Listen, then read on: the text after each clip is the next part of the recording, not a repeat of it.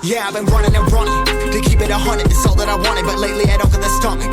The higher the summit, the harder the plummet. They know me all over this planet. I'm just a man and I can't understand it. Proud that I win and I did it. Salam Planter Indonesia, Assalamualaikum warahmatullahi wabarakatuh.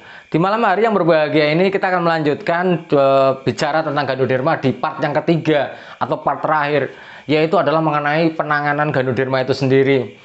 Bahwa Ganoderma setelah di part yang pertama kita bicara tentang gejala-gejalanya dan betapa mengerikannya Ganoderma ini. Kemudian di part kedua adalah bagaimana mensiasatinya, alternatif mensiasatinya jangan sampai menjadi masalah di tanaman kelapa sawit kita. Maka di part ketiga kita akan bicara tentang penanganan Ganoderma. Beberapa sahabat The Brondol sudah menceritakan bahwa memang Ganoderma apalagi di generasi kedua, ketiga, keempat apalagi, maka akan menjadi momok yang besar. Apalagi di PSR kita yang di lahan masyarakat yang pada prinsipnya memang penanganan Ganoderma tidak dilaksanakan secara dini, sehingga ini akan menjadi sebuah momok yang besar bagi para petani semuanya ketika tanaman Ganoderma sudah mulai dari dini sudah menyerang pada tanaman kelapa sawit kita. Nah, jadi apa yang harus dilakukan mengenai penanganan Ganoderma? Bahwa penanganan Ganoderma ini memang harus secara dini ya, deteksi dininya. Dan perlu dipahami di part yang pertama tadi, yaitu adalah bicara tentang gejalanya. Jangan sampai bahwa Ganoderma ini sudah merambat, meluas sampai menginfeksi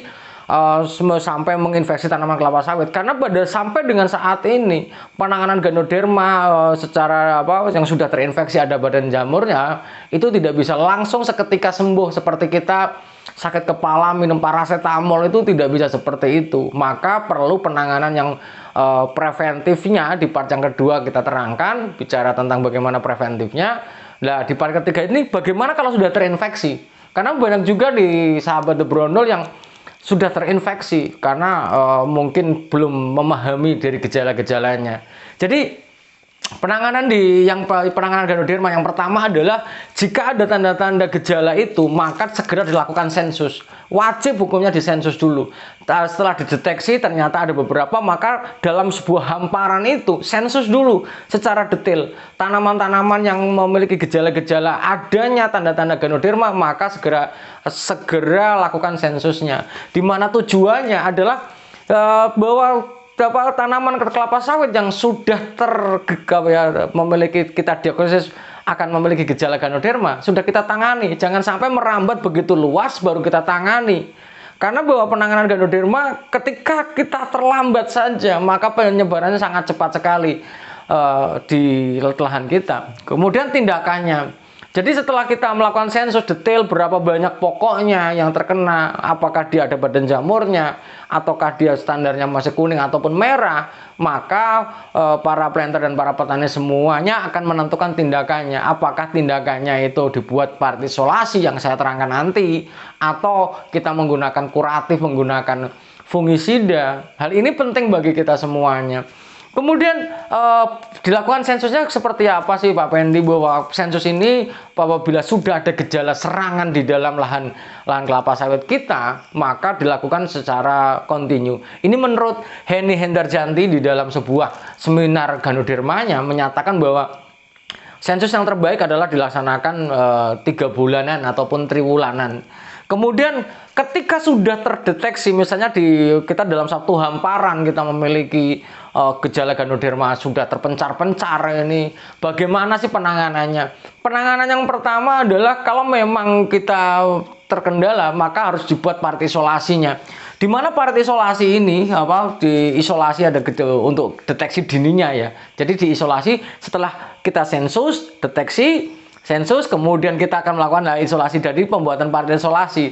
Pembuatan part isolasi ini sebenarnya adalah bertujuan pada dasarnya adalah bagaimana bahwa tanaman yang sudah terinfeksi Ganoderma tidak merambat ke sebelahnya atau menginfeksi tanaman-tanaman di sebelahnya. Karena perambatan Ganoderma atau balm stem root ini adalah melalui bawah, melalui perakarannya. Di tanaman-tanaman tua yang sudah terinfeksi, di mana tanaman tua misalnya 10 tahun, di mana perakarannya itu menyatu pokok dengan pokok yang lainnya, maka sangat-sangat cepat sekali.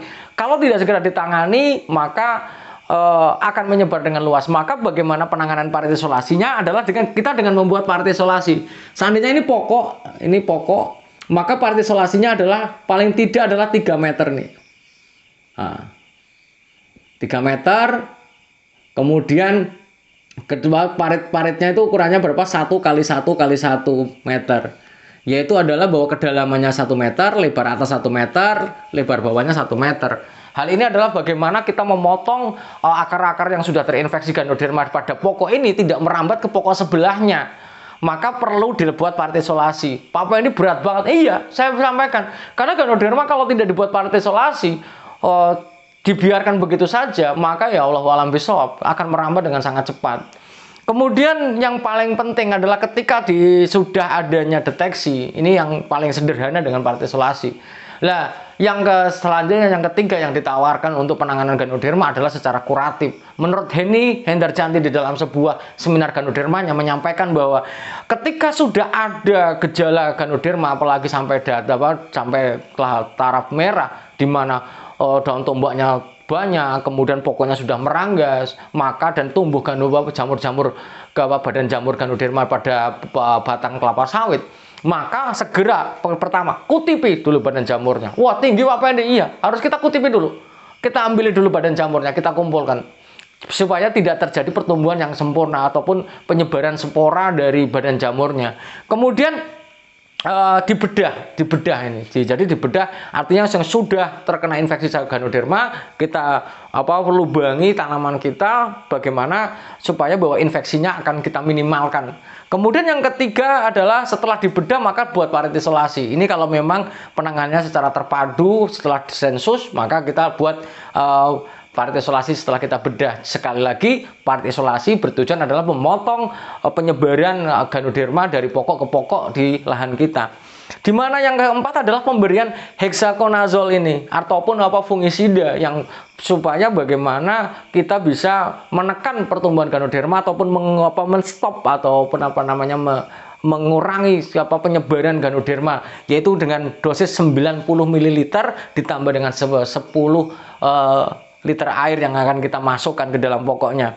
Dan yang terakhir adalah setelah dikasih injeksi dengan menggunakan fungisida atau hexaconazole ini, maka dilakukan pembumbunan supaya terjadi perbaikan sistemnya di dalam tanaman kelapa sawit kita.